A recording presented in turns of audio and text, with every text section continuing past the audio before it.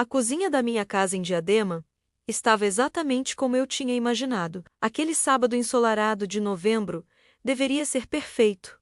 O bolo já encomendado, os convites já impressos, o vestido da noiva já escolhido em 3 visitas a lojas diferentes. Eu era a Dona Marisa, 52 anos, viúva há 7, e aquele casamento era mais que um evento. Era a promessa de recomeço, de ver meu filho Lucas finalmente feliz, com alguém que o merecia. Por quase 10 anos desde a morte de seu pai, foi só nós dois. Levantei meu filho praticamente sozinha, trabalhando como costureira em casa, costurando vestidos e cortinas para as mulheres do bairro. Cada ponto um sacrifício, cada real um esforço que valia a pena só de ouvir seu riso quando chegava da escola. Quando ele cresceu, arranjou um bom emprego como gerente de loja, e eu pensei, pronto, consegui. Meu filho vai ter uma vida melhor que a minha. Mas os anos passaram rápido demais. Lucas começou a trabalhar demais, a sair pouco, a se afastar de mim gradualmente, como adolescente que vira homem.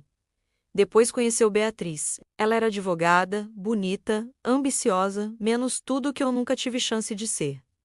Quando ele anunciou que se casaria, senti alívio. Alívio de que ele finalmente teria alguém. Alívio de que eu finalmente poderia descansar um pouco. Nos primeiros meses, tudo foi emocionante. Chorei de alegria quando Lucas pediu para eu escolher o vestido com Beatriz. Chorei quando ajudei a montar a lista de convidados. Chorei quando comecei a guardar dinheiro, não muito, porque minha aposentadoria de costureira não permitia luxo menos, mas guardei mesmo assim. Guardei cada real em um vidro escondido no meu criado para presentear meu filho. Era meu último grande presente para ele. Mas conforme os meses passavam, Beatriz começou a mudar comigo.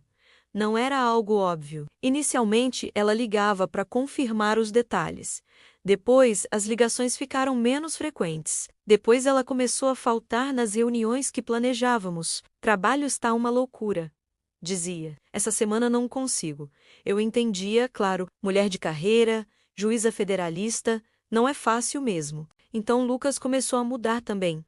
Visitava menos. As conversas ficavam curtas. Quando eu mencionava algo sobre o casamento, o bolo, o local, a data menos ele ficava estranho. Tá tranquilo, mãe. Não precisa se preocupar com tudo isso, dizia. Mas eu era mãe. Preocupar é o que a gente faz. O que eu não percebia era que não era desinteresse, era culpa. Era incômodo. Era ele sendo puxado em 2 direções, menos a mãe que o criou com sacrifício, e a mulher que ele havia escolhido para viver sua vida. Uma noite, cerca de 3 semanas antes da data oficial do casamento, recebi uma ligação de Lucas. Ele falou rápido, com voz estranha. Mãe, eu e Beatriz precisamos conversar com você. A gente vem, aí amanhã tem um assunto. Passei a noite toda acordada. Imaginei de tudo. Beatriz grávida sem casar, ela perdendo o emprego, alguma coisa terrível. Meu coração disparava. Quando Lucas e Beatriz chegaram no dia seguinte, ambos tinham aquele jeito de quem fez algo errado. Sentiram no sofá menos, no sofá onde tantas vezes Lucas descansou a cabeça quando criança, quando volta da escola cansado. Meu filho, aquele menino que eu criei sozinha, aquele que era minha razão de acordar todos os dias, foi quem falou primeiro. Mãe, a gente resolveu, a gente quer casar diferente, disse, as palavras saindo atropeladas. Beatriz não olhava para mim, olhava para as unhas. Mas diferente como? Perguntei, sentindo meu coração começar a bater diferente. A gente quer algo mais simples, continuou Lucas. Sem festa grande, sem aquele circo tudo. Eu entendia, realmente entendia. Mas o alívio durou pouco. A gente está pensando em fazer só de 2 testemunhas, completou. Algo mais íntimo, mais nosso. Naquela hora eu ainda não tinha entendido completamente. Achei que ele queria fazer a festa menor, com menos gente. Fiz sugestões. Podemos fazer só com a família. Só vocês 2 e os pais dela. A gente não precisa gastar muito, o bolo a gente arruma. Mas a forma como Lucas e Beatriz se olharam, aquele olhar que vocês compartilham quando estão no mesmo segredo, fez meu estômago apertar. Não, mãe, disse Beatriz pela primeira vez. Sua voz era educada, mas firme, como quando ela falava com clientes no escritório. A gente quer só a gente mesmo. Nenhuma família. Nada. Só os dois. O silêncio que seguiu foi pesado. Lucas olhava para o chão, eu olhava para Lucas. Beatriz olhava para qualquer lugar menos para mim. Por quê? Perguntei. E minha voz saiu pequena e ferida. Por quê? Vocês não me contaram. Mas antes de qualquer resposta, já sabia a resposta. Não era porque eles tinham esquecido de me convidar. Era porque não queriam que eu estivesse lá. Quando? Perguntei então, porque naquela hora ainda achava que era futuro. Ainda tinha esperança de que havia tempo de arrumar isso, de conversar direito, de fazer eles entenderem por que isso doía. Semana que vem, disse Lucas devagar. Uma semana.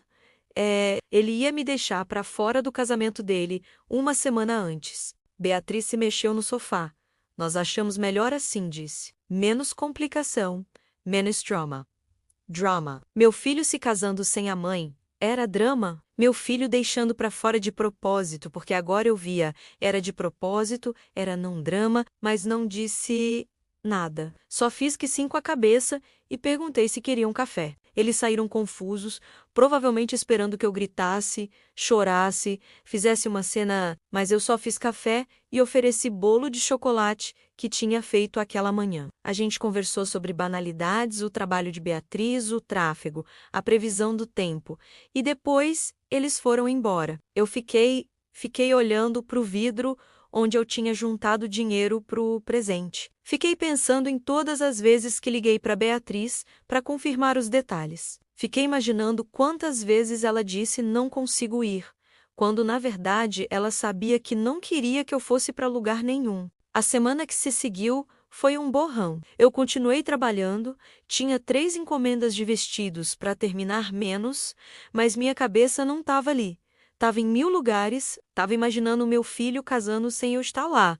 Estava imaginando ele troca de aliança com Beatriz, enquanto eu costurava vestidos para outras mulheres, verem suas filhas casar. Alguns vizinhos perguntavam, Dona Marisa, quanto falta para o casamento? Eu mentia, dizia, adiou ou ainda está para resolver uns detalhes, porque reconhecer em voz alta que meu próprio filho não queria eu, lá era demais. Era admitir um fracasso que não sabia que tinha cometido. 6 dias antes do casamento, que supostamente seria uma cerimônia para a próxima semana.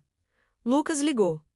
Mãe, amanhã a gente casa. A gente quis te avisar, com antecedência. Antecedência? Um dia era antecedência, mas claro que era o máximo que ele podia fazer, sem me contar enquanto estava acontecendo. Naquela noite, não dormi. Fiquei deitada pensando no que eu tinha feito de errado. Será que fui muito perto, muito distante? Fiz ele não valorizar? Eu, como mãe? Como é que eu criava um homem que não quer que a mãe dele veja ele casar? Será que fui egoísta demais ao esperar estar lá? E depois pensava, não, isso é direito de mãe. Estar no casamento do filho é direito. O dia amanheceu cinzento. Cinza mesmo. Como se o céu entendesse meu humor. Lucas ligou no final da tarde. Mãe, a gente já casou. Tá feito, tão simples, tá feito. Como quando você termina de costurar uma peça, corta o fio e tira da máquina. Tá feito, próxima. Naquela noite fiz algo que raramente faço.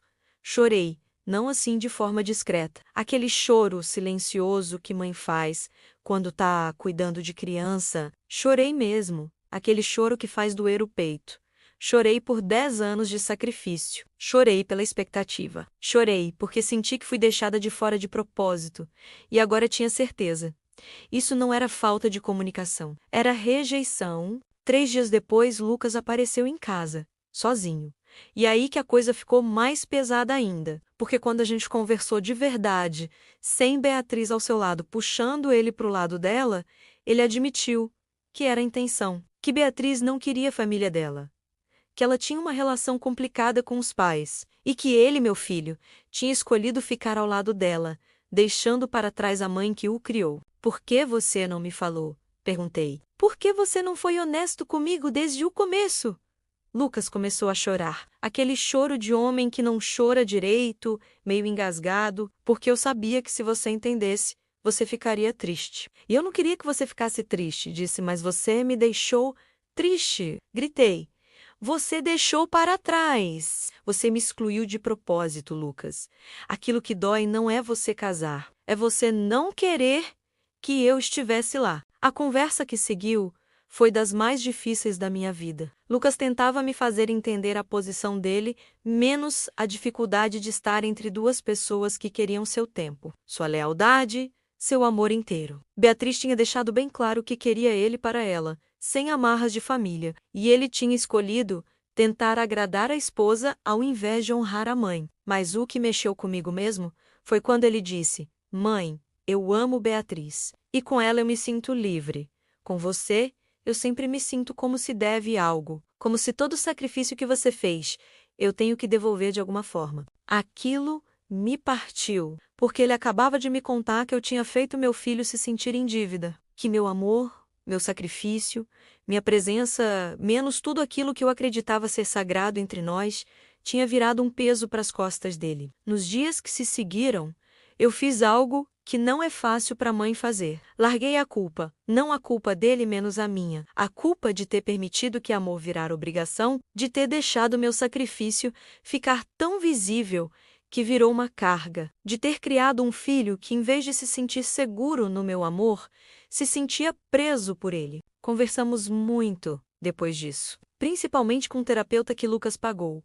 Gesto que no começo me pareceu mais um insulto, tipo você precisa de ajuda, mas depois entendi como gesto de amor, de reconhecimento de que tinha coisa errada que precisava ser consertada. O terapeuta me ajudou a entender algo que nenhum livro de autoajuda tinha me ensinado, que o maior presente de uma mãe não é estar presente em todos os momentos, é saber quando se afastar, é criar um filho que se sinta livre para ter sua própria vida, é amar sem sufocar. Levou meses, meses de conversas difíceis, meses de Lucas explicando que não era rejeição a mim, era a libertação dele de um peso que tinha carregado sem perceber. Meses de eu aprendendo a soltar, a não cobrar, a estar bem, mesmo quando não estava incluída. Um ano depois, Lucas e Beatriz vieram me visitar. Agora sim, os três juntos, para a conversa que era nossa. Eles tinham entrado em casais terapia. Beatriz tinha começado a processar seus próprios problemas com família. E Lucas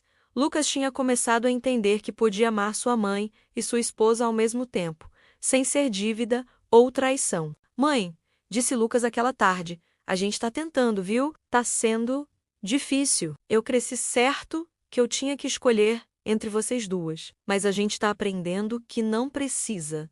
Beatriz, que inicialmente eu achava que odiava a minha existência, olhou para mim e disse algo que mudou tudo. Dona Marisa, eu tenho muitos ciúmes. É problema meu, não seu. E Lucas está me ajudando a trabalhar isso, porque eu amo ele e você é parte importante dele. Eu acho que quer dizer alguma coisa que você o criou sozinha. Quer dizer que você amava muito. Aquela conversa não resolveu tudo. A ferida do casamento secreto não desapareceu, mas começou a cicatrizar. E a cicatriz, como toda cicatriz, é lembrança tanto de ferida quanto de cura. O tempo passou. Lucas teve filhos. E quando nasceu meu primeiro neto, Lucas me pediu para estar na maternidade. Me pediu para estar lá quando cortasse o cordão. Me pediu para ser uma das primeiras pessoas a segurar aquele bebê. E quando aquele menininho nasceu e colocou nos meus braços, e eu olhei para a cara dele, que tinha os olhos de Lucas e o nariz de Beatriz, menos tudo fez sentido, porque aquilo não era só meu neto, era símbolo de que as coisas tinham mudado, que Lucas tinha encontrado jeito de amar mais de uma pessoa sem sentir que estava traindo ninguém, que Beatriz tinha soltado o controle o suficiente para permitir que eu fizesse parte daquela família, que eu, mãe que criou sozinha, tinha aprendido a deixar meu filho ser livre. Quando meu neto tinha 2 anos, Beatriz me procurou. Só a gente, tomando café na cozinha, ela me pediu desculpas de verdade. Não aquele sinto que prejudiquei vocês de superfície, mas desculpa real, com raízes em autoconhecimento e crescimento. Ela me contou sobre sua infância, sobre por que odiava tanto intromissão de família, sobre como ela estava em terapia, fazendo aquele trabalho pesado de desmantelar padrões que herdou, e depois ela disse uma coisa que fez eu chorar de novo, mas dessa vez era choro diferente. Você criou um homem que ama profundamente, que é leal, que tenta ser melhor todo dia. Isso vem de você. E eu tô muito grata, olhando para trás. Não digo que o casamento secreto foi bom. Doeu, machucou profundo, mas foi catalisador. Foi o baque que a gente precisava para acordar. Porque antes do casamento secreto, a gente estava num padrão doente.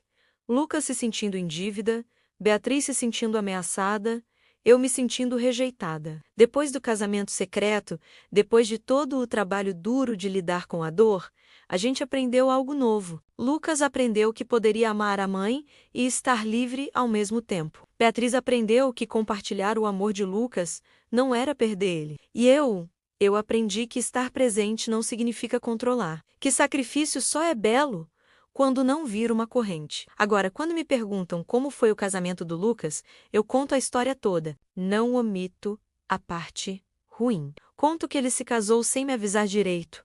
Conto que doeu, mas conto também que aquilo nos salvou de estar numa família onde Lucas se sentia dividido, onde Beatriz se sentia ameaçada, onde eu me sentia não apenas excluída, mas invisibilizada. E conto que agora, com 2 netos, com Lucas visitando regular, com Beatriz me pedindo receitas de comida que eu faço, com conversas genuínas em vez de superficiais, agora é que o verdadeiro casamento começou. Não deles como casal, deles como família, com espaço para todo mundo respirar. A xícara de café que tremeu na minha mão naquela manhã, quando Beatriz disse: "A gente se casou ontem", aquela xícara não foi para quebrar no chão. Ficou inteira, como tudo que importa, eventualmente fica quando a gente aprende a lidar com raiva, perdão, e a beleza complicada de amar pessoas imperfeitas que estão fazendo o melhor que podem.